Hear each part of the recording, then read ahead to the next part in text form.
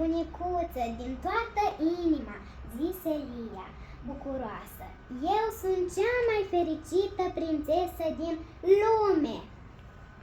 Ce-a fost asta? Oare este ultima frază dintr-a suta carte? Yeah! Bravo! Ai reușit! Super! Ia arată. Și acum A rămas un singur pătrățel. Oare așteptai de mult acest moment? Da! Gata! Yeah! 100 de cărți din viața... Oi, 100 de cărți din vara mea au fost citite astăzi. Pe data de 27. Ai 4 zile de vacanță, unde poți să nu citești nimic. Ia-mi arată unde ai ajuns, unde ai ajuns, unde ai ajuns. Adică unde? Să mai ajung foi. Ai unde scrie ultima? 99 Asta e 99 și acum vrei să și scrii... 100. Dar poți scrie oare cifra 100? Ia să vedem. Cu mov. Eu nu prea cred. O, culoarea ta preferată? Până acum am scris cu roșu, dar acum cu mov. Nu, mie mi se pare că tu nu poți scrie 100. 100! Ura! Felicitări! Și am vrut să te întreb doar un singur lucru. Ce?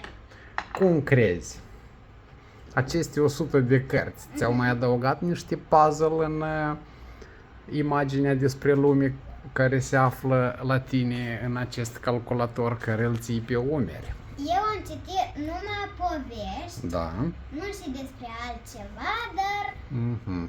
eu cred că da. Din lumea poveștilor ai destule imagini, da? Poți să scrii și singure povești deja cu piesele de puzzle pe care le-ai acumulat timp de o vară, corect? Și ultima carte se numește... Oarecum, stai să ghicesc.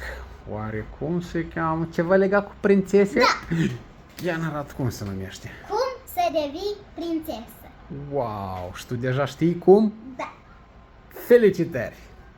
Ok, deja poți să te odihnești.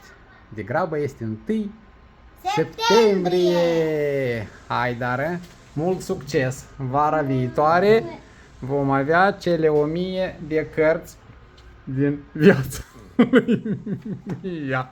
O, sună bine! Tu ești Mia? Și o să ai 1000 de cărți. Se va numi A Mia carte a lui Mia. Ești de acord? Nu. Ok, bine.